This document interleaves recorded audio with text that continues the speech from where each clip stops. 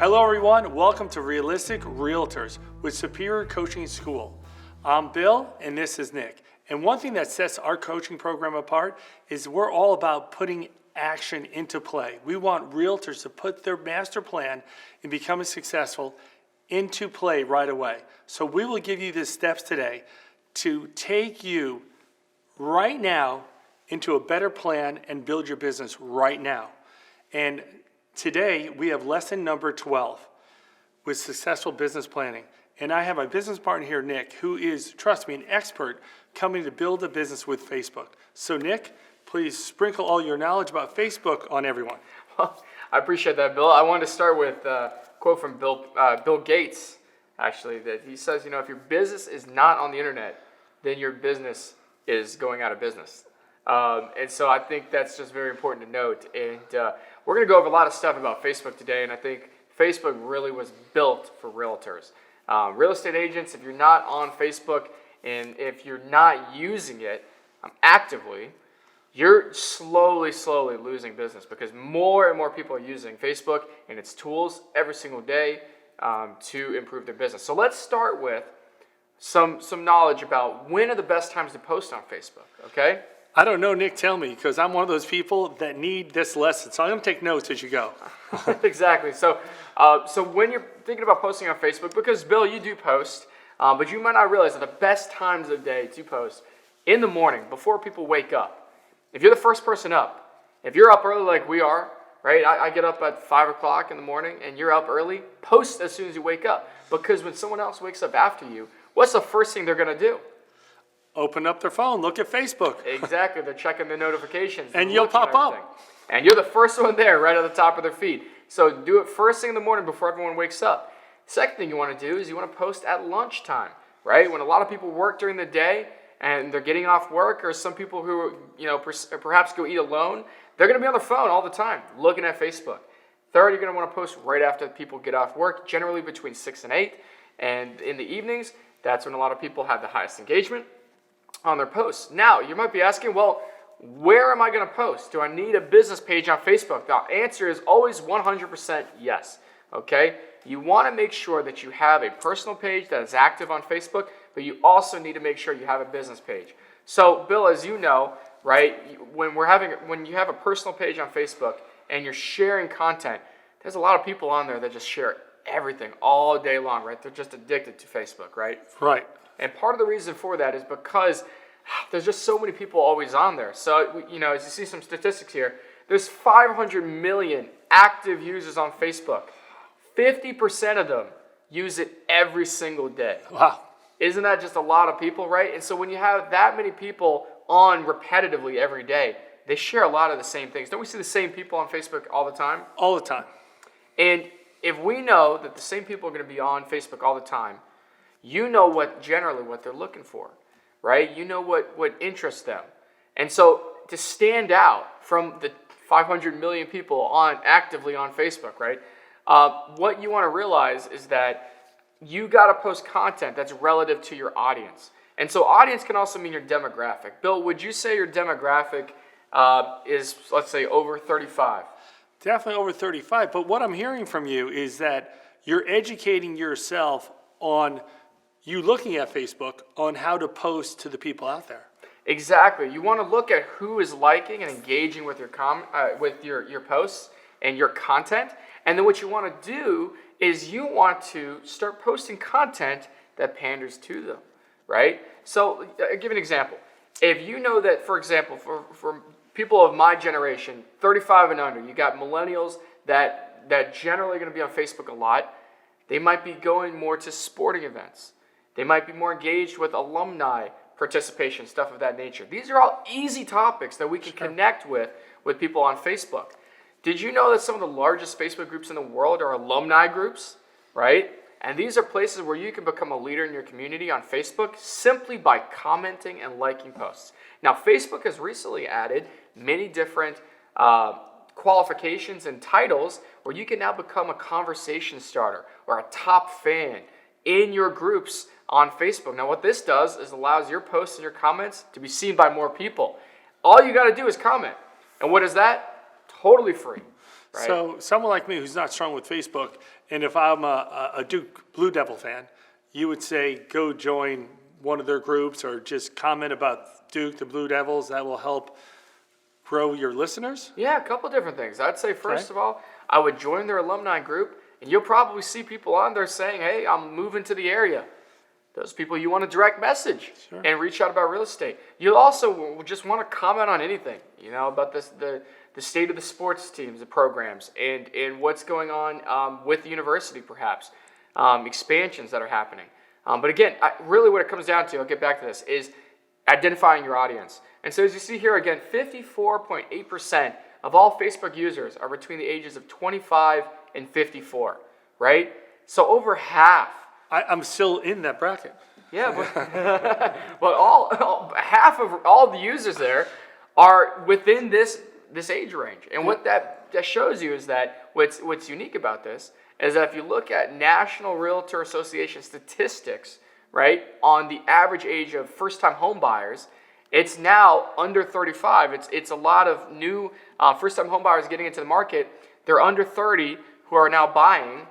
And again, 50%, I bring this up in a lot of our programs, 50% of all home buyers that bought last year saw the home they eventually bought first online. It used to be the other way around, right? How did it used to work? It used to be the agent would call the lead and tell them, here's some homes you should see, right? Right, but are you telling us that a lot of buyers now are under the age of 35? If that's so, how do we target them on Facebook? Well, I guess the first step was what I mean is you first have to buy into the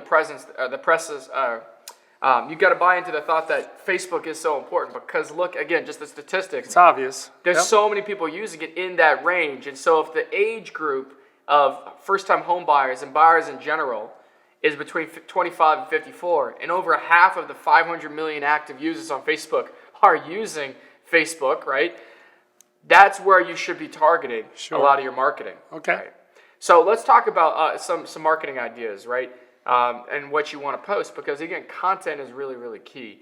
And so one thing that we do, and a lot of realtors take advantage of, really good realtors, is that they post listings in their market, and that they don't necessarily have to be their own listings. Now, what's key about this is that if you post a bunch of listings, it makes you look really good. Right. It looks like you're busy. It looks like you're very busy, right?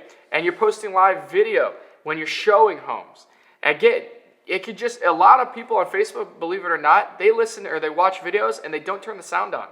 So a key factor to posting videos natively on Facebook, which means you are actually taking a video, not just sharing it, but posting it yourself or creating a live video, make sure you have subtitles. Make sure you have a catchy picture on the front, that thumbnail, that allows people to know what it is you are talking about. And then if you subtitle or closed caption your videos, more people will engage with it. And what that does is it builds your audience. And again, really what it comes back to is content. What are you posting? Bill, don't you see all the time some of the most engaged comments and posts on Facebook are just funny? Yeah. Right? Just being yourself. You get more views, right? Exactly. So, I mean, even describe, like you're out with college buddies from UConn, right? Yep. And you're reconnecting. What's the first thing that everybody does, right? They go and take a picture. Take a picture. And where's the first place they put it? You put it on Facebook. And what does that do for you as far as tapping into their social network? Because you might not necessarily have 10,000 friends on Facebook, but if your friends do, and they tag you in it, right? I can get to know them. You get to know them. And again, what we always say is a friend of a friend is a referral. Right. And that's what Facebook is really built upon, is that it's connecting people. So I always say this, and I challenge everybody listening right now to go out and do this. If you have, in our previous lessons, we taught about growing your sphere and putting together a list of your top 100 for your sphere. Take that and apply it to Facebook and go to Facebook. Make sure you're connected with everyone on Facebook in that sphere. But then take it one step further. Go through your pictures. Go through old documents and in old videos. See if you have a couple pictures and videos that you could post as a throwback, because you can repurpose your content and tag them in those pictures and videos. And be funny, be yourself. And that'll be something that kind of relates. I'll put it this way. If you were trying to reconnect with someone after many years, and you could just, and you're just going to shoot them a text, what's another way that you could do that on Facebook, right? You could tag them. You could tag them. On I a would different video. shoot them an old photo of you two together. Don't you see that happen all the time on Yeah. Facebook?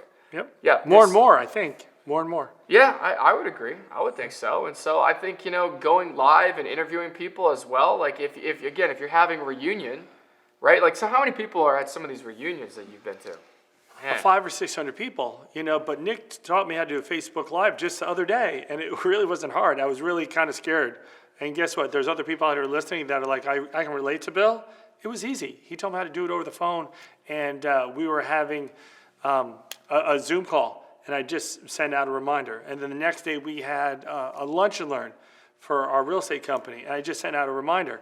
And actually 2 people came to lunch and learn because they totally forgot about it, even though I sent them an Evite a week before. So I'm realizing how important that Facebook Live is. Well, it's because it just gets shown to everybody, and Facebook really pushes it out to people. So when you're doing that live video, though, what were some of the keys that you're trying to remember? The who, the what, the where, the why, right? And if you just remember to do that and you just be yourself, just be natural. Again, I always just say, just some review, when you're thinking about content, tagging people that are in your sphere, that have a large network, is so key. Making sure that you are sharing into different groups and going live and sharing relevant content. Again, your alumni groups can be huge. It doesn't matter what kind of social network you're part of. It could be a bowling league, right? We bring up, right? It could be anything. Your networks and your neighborhood communities. Be a leader in them. That means it's a two-way road. It's a two-way street. I always say, look, people can see your content. They can like and comment. But can't you like and comment on theirs too? Sure. So Nick, tell me, if I farm a community called Skybrook a lot, what can I do, or what should I post in their neighborhood Facebook page? Well, so because you're farming the community of Skybrook, and Yeah. you've not only lived there, but you've sold a lot of homes there, have a large market share, tell me, you should know a lot of the events that are going on Sure. in the community, right? And you might be involved in some of the things like swim team there, right? Mm-hmm. Now, any sort of, again, this comes back to the mindset of what kind of content to post, but anything that revolves around anything that has to do with that community is something you can post on there. So can't you just announce, hey, there's a swim meet next week? The community probably already announced it. But you're just reminding, hey, just want to remind people. Right. And maybe you're going to be sponsoring it anyway. Shouldn't you be posting that into that group, letting them know ahead of time that you will be there? All right, free pizza, come down, watch everyone swim, support the local team. Exactly. So it's, again, what I always tell everybody is if you've been set in your ways and you've done business for many years one way, it's so easy to just add an extra layer of social media. Sure. Just take a picture, create the content, get the video, post it on Facebook. I think that's so key. So again, I think what's really important is just realizing how many people are on Facebook, knowing when to post, in the mornings, at lunch, in the evenings, and then just consistently always being and engaging with your sphere and going through your top 100 list and making sure that you can be tagging them or liking and sharing their content. And the more you do that, the more they'll share you. So Yeah, well, one thing you brought up was interesting. I didn't know that you should post first thing in the morning, on the way home from work at night. I didn't know there was certain times that were better, if it's, morning, lunch, dinner, whatever. I didn't know that.